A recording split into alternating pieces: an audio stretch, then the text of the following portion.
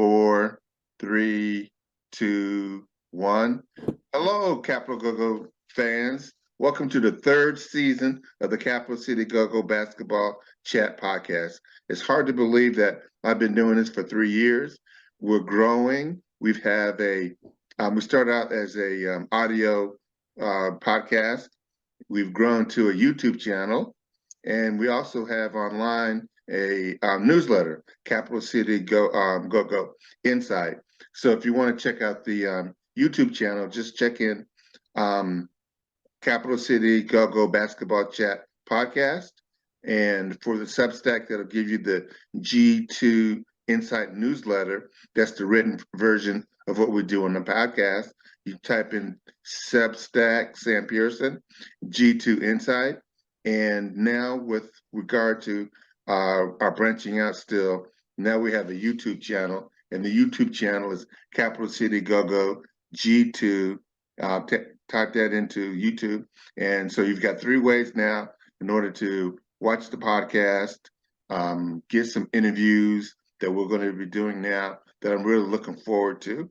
And to give a little backstory, not only about Christian Kelly, who we're going to interview, but his family, his mother and his father, which I think is an important story to tell, considering, how difficult it is to get into the NBA. So one of the things I wanted to do first is we're going to talk a little bit about Christian's childhood. So I'm going to first talk to the mom and and ask her about when did she think that Christian had NBA talent, and then I'll ask a follow-up question with regard to the father about when did someone tell him outside of the family that he had basketball talent. I think I recognized his talent when he was in middle school. He was dedicated. My husband would drop him off at the high school for practice like 5:30, 6 o'clock in the morning, always the last one to come out, but he was more into football. And he's following in his brother's footsteps as far as basketball, but football was his thing. And then we went to see his brother play at the high school. He was sitting and there was a banner hanging on the wall, and he asked what it was, and my husband explained to him, if you score over 1,000 points, your name goes down in history. And I kind of looked at him like, stay in your lane, you're more football. Right, basketball, it's for you. He just kept looking. And then I thought about dreams. Dreams do come true. Sure. 2 years later, he left the school. He came over to the high school, changed his whole physique, had dropped 17 pounds, got in shape. And he said, I'm determined to get my name up on that banner. And he actually did. He was a 1,000-point scorer. Wow, fantastic. So Greg, tell me, how did obviously you and your wife consider that he had NBA talent? When did somebody outside of the family say, pulled you aside and say, have you ever thought about him playing in the NBA or, getting a college scholarship or anything like that? Well, when he was small, I didn't hear much of the NBA talk yet. Okay. But everybody could clearly identify that he was a driven kind of individual. Like my wife just alluded to, he saw that 1,000-point banner and he looked at me and first of all, he said, "It's not many names up there, Dad." And I said, because it's hard to get 1,000 points. Yeah. Right then he says, "I can do it." And I said, "You think you can do it, Chris?" He said, "I can do it." I said, "I believe you." And his name is there. But I first realized that Christian had a real passion for basketball when I think he was about 11 years old. His brother had just learned how to drive a car.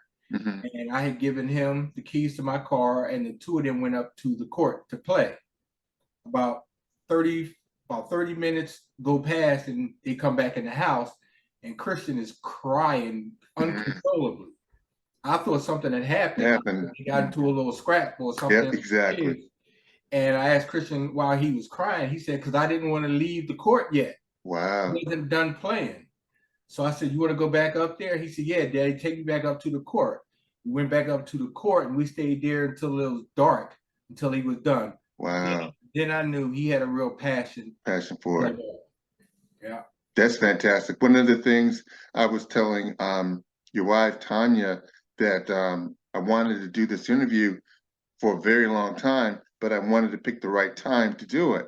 And it so happens that thought about it for a while, and I realized that I met Christian briefly when he tried out with the Go-Go, and I can't believe that he kept the business card. And then somehow, a couple of months later, I get a text, or I can't remember, or a call from Tanya's. I called you. Yeah, call you was a call. Okay. And I was like, wow, the business card really worked. So I thought it would be appropriate that we would I would start the third season kind of going back a little bit, because I was if you listen, Go fans, to episode 41, if you Google that and you get Christian's backstory with regard to some of the things that his parents are alluding to now. So it's kind of really kind of going full circle here. So I'm really excited about that. Let me first, before I ask Christian to participate, as a parent, and as when I was young, my parents did the same thing, because parents are committed to their kids and they want them to do better than they did. How did you both feel about, especially Christian with his exceptional basketball skills, developing, getting up early in the morning or picking him up late at night? You know, that's kind of a chore. I guess I didn't appreciate my parents doing that when I was young and I was playing basketball and football. What do you think now in hindsight about doing all those activities when maybe you worked hard and you just want to kind of rest for a little while, but you had to get up and do the commitment for Christian and your other son? Well, I think it's absolutely key for anybody to have success in anything is to have support. Yeah. And you have to start with the people closest to you who are going to support you. I don't really look at it as a hardship or anything that I wouldn't want to do. But I learned a long time ago with Christian to help support his dreams. And I've committed myself, and my wife has committed herself, and his brother has also committed himself, Okay. doing everything we possibly can to support him in his efforts. So I think that's the only way you have success in life is by having the right group of people around you, and they have to be supportive. So he has a very small group, of people, but we are all on Team Christian. So Yes. we've been Yes. that way. I tell him all the time, you steer and we'll push from the back. That's what Nice. Nice. That's one of the reasons why I really wanted to get this story, because I was so impressed with Christian and his mother, because here in the house I was telling my wife about it. So my wife dubs her GM Christian, the GM and stuff like that. So Christian, let me hear from you. How do you feel about your parents' support? And I know it's a difficult time right now because you got this interview and you're in the middle of trying out for an MBA. So how does the support of your parents help you motivate you? It means a lot. They're very key towards my success moving forward and have always been. They've always been to all my games, Good. home away, high school, and even college. Hmm. They've been every step there with me. They helped me get to the gym. They helped me pick up at night. They sacrificed a lot Yes. to help me, pursue my dreams. Ye- They'll sneak in at night at the gym with me. They'll get up early in the morning, weekends, all type of stuff. Yeah. They always help me out, and they've definitely helped me finance my career as well. Hmm. Because stuff's not easy, stuff's not cheap. You have to pay to get into these things unless you know somebody, to Right. away with. So they definitely, helped my basketball career in more ways than I can explain growing up and currently. Yeah. Well, I appreciate you acknowledging your parents, because that was one of the things I noticed right away with Tanya. She was just so involved and really committed, and had me thinking like, you got some good parents, and this society, I don't necessarily think values parenting as much as they used to. So it was nice to see that the mother and the father were very involved in a young man's career going forward like this. Let me go back to Tanya and ask her with regard to when you're sitting down and you're watching Christian have a good game or a bad game. Let's say he has a bad game. How do you motivate him? And or is there a phrase that you could tell Christian, or is it game by game about, your jump shot was off a little bit or something like that? It's usually game by game, and on occasion we drive separate because he has a different style, his father, and I have a different style. And his father's more direct, more, you didn't do this or you didn't. And I'm kind of like, okay, well, we have those off nights, and your shot was off a little bit. Were you hungry? Did you have to go to the bathroom? Yeah, And let's just throw it off and let's just move on. move on. Yeah, I'm more, let's stop and get a snack, get a treat. Yeah, And that's interesting yeah. because my dad was a basketball coach and he coached my brother. And it was very, very difficult because my father was sort of like Greg, and you were like my mother, and I was just, kind of in between. And when games went well, they went well, and when they didn't go well, they didn't go well. So I completely understand about, that difficulty. Another question I wanted to ask was, and this is for both of all three of you, actually.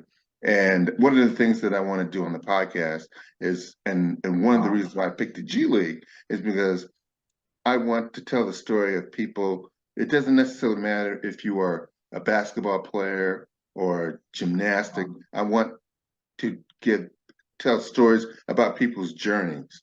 And some of the journeys that if you want to be successful, you have to spend time to do that. So I want to hear from each one of you on the follow-up question with regard to is what is it that when you have a difficulty or an obstacle to overcome, what do you use as a motivation to, pursue to keep going forward? And I'll start with you, Tanya, and then I'll go to Christian, and then Greg.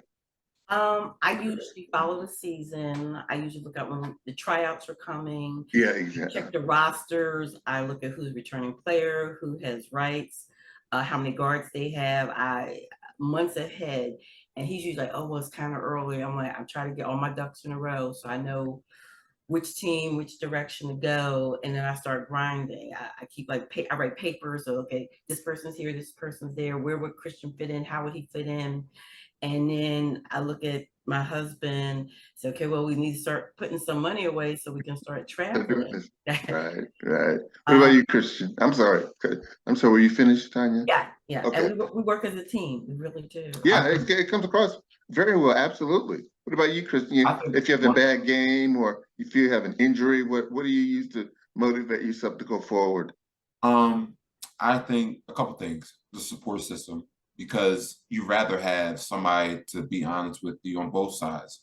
Because sometimes a lot of kids don't have anybody to rely on. Oh, I didn't play that good, but it's whatever. Or yeah, I played good. No one can stop me. You need to have a balance of both because they see from a different lens. You know how playing the game is way different from watching it. You may think something is this way, but then you look at the film and then you look at someone outside like, no, you could have did this or you shouldn't have done that. I think support is the biggest thing when it goes to that, because a lot of times you might get down on yourself as a player. We all been there where you put in all this work and things don't work out, or you put in no work and things have worked out. It's kind of a balance. You kind of have to not get too high, not get too low. And the biggest thing I think is knowing the person you're talking to. If your kid or whoever is someone that constantly, if you're going at them all the time and they obviously aren't receiving that, it could be a push. It could be a pushback, a battle every time. So you have to learn how to communicate with your kid as far as what's the best way to get him more motivated, get him more excited to get back in the gym. A lot of me, yelling at me isn't always the best way. You can always talk to them on how to do something. Now, I'm not saying things can't get heated. That's part of life. That's part of relationships, stuff like that. And you're closer, so you can get away with stuff like that, But I think just being able to communicate effectively in ways that you can get your point across and he or she can get their point across from them. Trust. And you guys come to a mutual agreement as far as what you want to do. You know? Good. Yeah, Now, that's important. now that is true because certain things might happen and he'll mention it to me and it's like, see, that's your son. You say something to him. Like, we kind of know when each person to step in to assess what Christian has done. And, you know, if I have to be a little critical of like, okay, I have to really, you know, like, look, he's not in the huddle. Look where he is. Oh, and one thing, Mhm. one thing is obvious is the work. Yeah. You know, if you get super down on yourself after one bad performance, you kind of are taking, you know, account for the work you may or may have not put in. Right. I have one bad shooting game or two. I know I can rely on me getting back in the gym because that's where I know how it starts. And that's how, you know, you get out of a slump, a mental slump, a shooting slump, all types of stuff, you know, get the feeling back, get the touch back, and get your motivation back, you know. Because at the end of the day, it's discipline. Most of the time, you're not going to be motivated to do a lot of things, but it's your discipline over the time to get you back in the rhythm of things. Good advice. Good advice. Very astute. I like that. I like that. What about you, Greg? What's your motivation when things aren't going quite the way you'd like? What do you do to pick yourself up and go forward? Well, I know that life in general will always throw you curves, but you will always go through up good times and bad times. I happen to be a spiritual kind of person, so I try and pass that on information on to Christian. I've always been an athlete my entire life, so I understand basketball from actually playing basketball, and I think he respects that. Okay. So what I know about athletes is athletes want to be told the truth. They want you to be honest with them, and they want you to give them some constructive criticism. So I think he's able to, although he doesn't always like it, he at least accepts my constructive criticism. Yeah. And, I think that's key because that's the only way you grow. You have to understand what your issues are, and then move on from there. Find out how to make the corrections, and then move forward. And then as long as, and I'm sure he understands and always understood everything that we say out of love and out of support for him.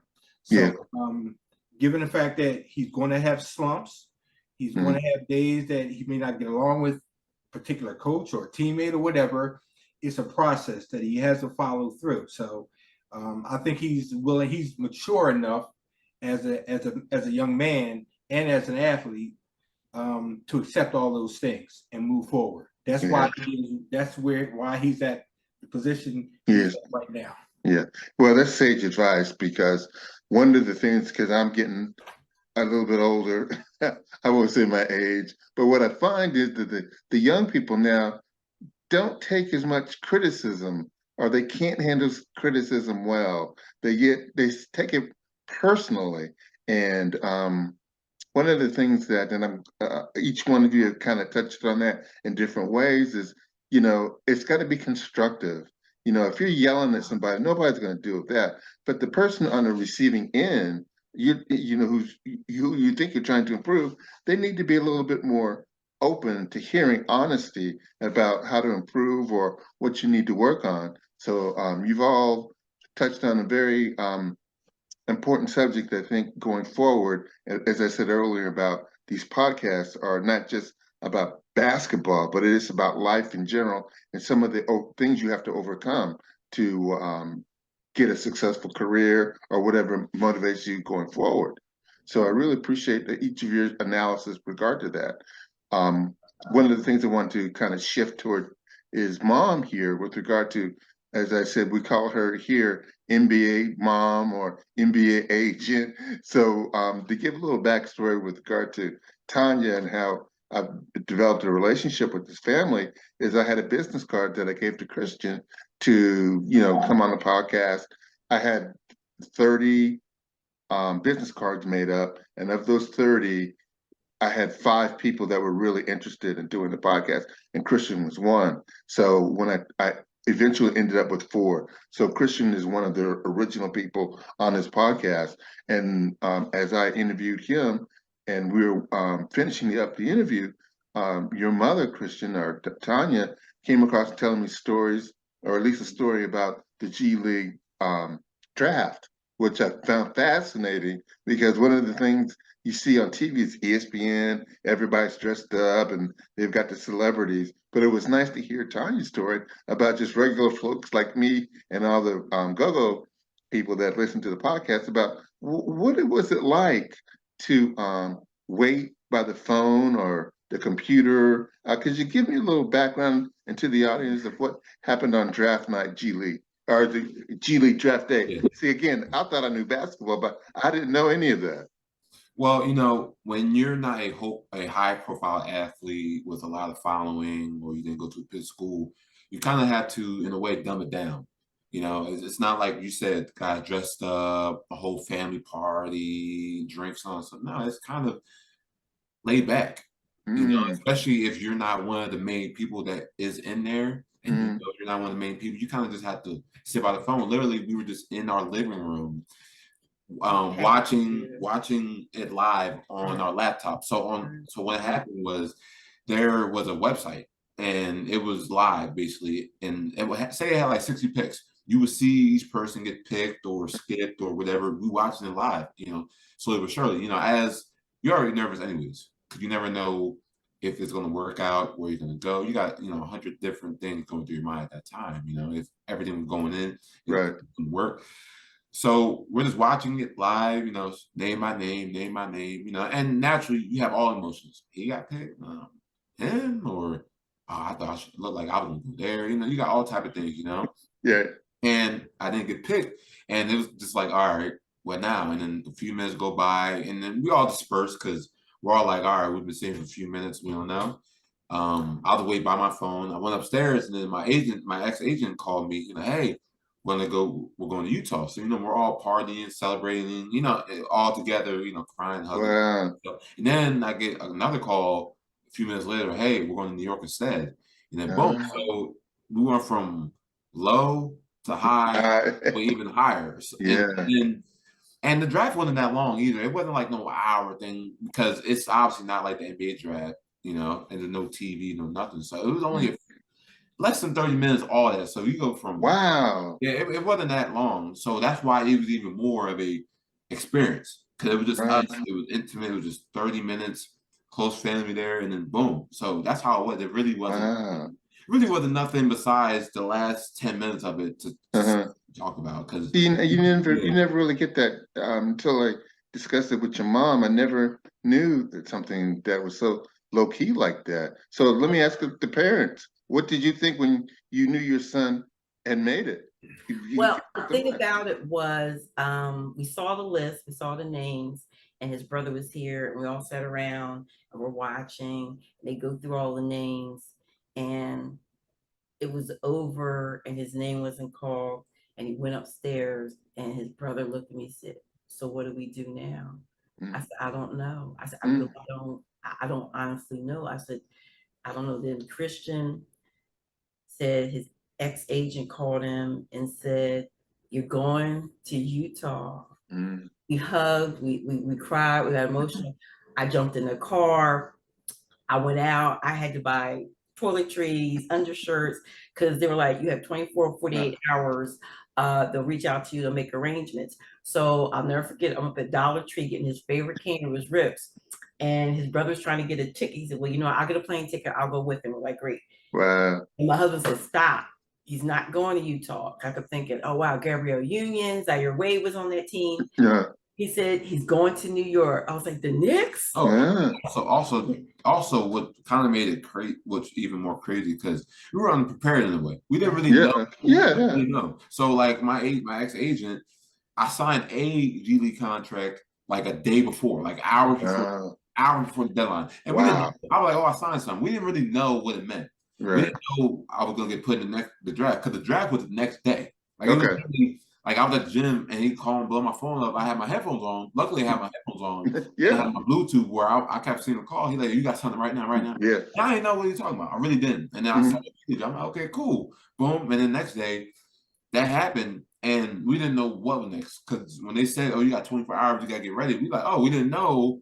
Right. Boom, we had no idea of when or how or what. We just knew we had to start reacting that fast. So that's why it was all pandemonium. Not only where we're gonna go, what happened, it was what we're gonna do now. Like we gotta get all prepared because I'm leaving my family for the first time besides college, Mm, away. So and I'm a little older, so it's a lot different, yeah. I sent his brother with him. I was like, they were like, we're trying to get plane tickets. They called him, they asked his size, what his favorite color. I mean, they asked him so many things. Like they were trying to get his apartment ready. Wow. And they were like, okay, well, unfortunately, we can't get a flight. We can't get tickets, but you have to be here within 24 hours.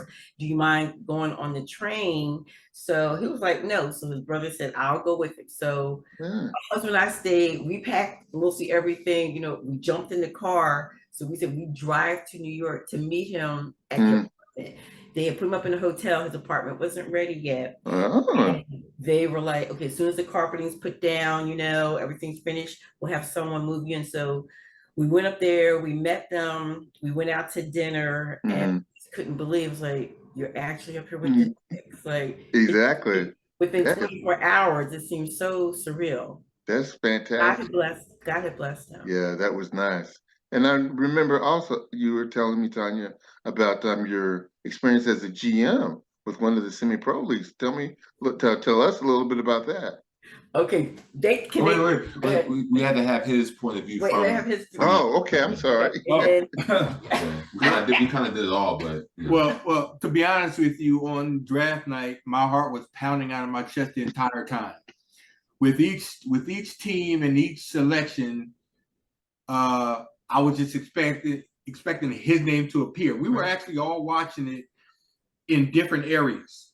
My wife was on the couch, I'm at the table, he's upstairs in his room, but we all on laptops and we all watching it go. Every time I saw a team pop up and a selection and it wasn't him, a little piece of me died. Oh man, but I can understand. Yeah, because we all had such high hopes. So eventually, when it came to the end and he hadn't been selected, it was dead silence in the house. It was dead silence in the house, and then in a matter of 5 minutes, I don't even know if that Right. a matter of 3 to 5 minutes, his agent called him, and he's running downstairs with his agent on speakerphone, talking about he's going to Utah. And the entire emotion of the house switched from sadness to elation, in seconds. And then it went from Utah, from the West Coast, all the way to the East Coast. He was like, okay, he's right here. We can pop up and down and see him. So it was a really emotional roller coaster of emotions. also, he said it was best that his name didn't get called because when he went into the pool, the Cleveland Cavaliers G League wanted him, and also the Capital City Go-Go's wanted him. Oh, nice! Yeah, If you don't get picked, you are basically a free agent, so you can't have a choice. That worked out well. Right, it worked out for him. Well, we're getting toward the end here, but I do want Tanya to talk a little bit about your experience with regard to with the semi-pro team. What did you do, and how did you enjoy that, or did you enjoy it? No, me. Okay, they can stay, or it's up to them. You guys are finished. Okay. What happened was, I saw an ad, and you were looking for a general manager of a basketball team. I had become familiar with the TBL, and I knew of them. So I called, set up an interview, did the interview, and I got the job. Nice. I was very impressed with myself. And my husband kept thinking, you only got it because Christian's your son and his name. And I thought about it, I was like, okay, well, okay. You got it. Right, but I thought also on what I knew. I had educated myself. I had looked a lot into the TBL and what they were offering. They're like the G League. Their salary isn't as much, but going forward with this season, they do have the BSL, so there's no salary cap. So the money will be, the checks will be very nice. Nice.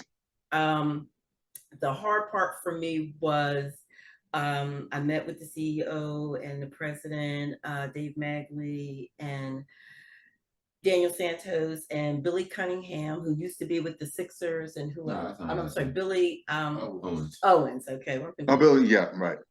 He was our coach, and he seemed very nice. We talked a lot. We got to know each other, and then we had tryouts. And the hard part at first was in the interview process, they said, considering you're the GM and your son's trying out, can you, be fair and partial? Can you, if he doesn't get selected, are you going to stay with him? Right, If he exactly. doesn't get playing time on the court, I said, he has to earn it. Are you Mhm. comfortable with that? I said, yes, we're two separate entities. I can separate myself from being a GM Mhm. and, being his mother. Right. A couple of times when we had practice, my husband said to me, a couple of people found out that Christian's your son, so they could think, oh, he's going to get favoritism, he's going to get selected. And it was really hard at first because No, sure, we'd have to assess different players, see what we needed, how many guards, how many forwards, sure. centers. And when the process came and we're in the room sitting, I kept waiting for his name to be called. And the inside, I'm like, oh God, what's his name doesn't get called? Like, what am I going to do? How am I going to feel? Mhm. And then as we started to cut people and his name got called, I was like, okay. It felt good that he Yeah. got in on his own talent. Yeah, yeah. We had a scrimmage, we got blown out. It was, and then the process of season was about to start. We ran into some financial issues, Mhm. or we had to pull back, Okay. and our season didn't go forward. We were very hurt and very disappointed, but I worked my hardest to get the location, the practice facility. We had the uniforms. We were going to, have a lot of great activities. But going forward, as I said, I met with the president and the CEO. We're better financially. We have everything set up. We'll have our first tryout in 2 months, and we're ready for the 23-24 season. Nice story. Well, that's about it for this episode. Well, at the time of this recording, we're in between the G League tryouts across the nation. So we're ahead of the curve, and I will let my guests know when I publish this. I tried to probably wait a week. And one of the things I wanted to do was to cover their experience with regard to the G League, semi-pro league, and I think this would be a nice way to start the year off. Again, my third year, and it also completes the cycle. So the very first time I went, I didn't know anything about media. I went to Christian's go-go tryout, and so I thought this would be a nice way to start the year off and keep me motivated. To make sure that I put out content and storytelling that people, no matter what, if it's basketball or law school or whatever you want to do, you have to put in the work. I think Tanya at one point mentioned the grind, and sometimes it is a grind, but you have to work hard to achieve your goals because nobody's going to hand you anything. So again, it's a nice evening here. I'm going to say goodbye. Or I shouldn't say goodbye. So long to the Kelly family and wish them continued luck. And hopefully we can do a interview in person where Christian is on an NBA team and I'm the first person that gets the first interview with him. You already know. Definitely. You already know. So like, you can skip on Stephen A. Smith. I'm like, hold on. I got something way more important now. Man. Okay, and I'll do. You're making me melt, man. I'm feeling the love. I love it. Okay, and I'm gonna do a plug. The name of my team, Pennsylvania Kings. Okay, the Pennsylvania Kings. Yeah, that's good. Actually, what is the website for the Pennsylvania Kings? TBL. TBL. Oh, okay. The basketball league. Yes. Okay. All right. Well, good night, Christian family. It was my pleasure, and thank you so much for coming aboard. Thank you for having me. Thank you for having us. All right. Enjoy your Go fans. All right, man. Have a good one. Good night. Bye-bye.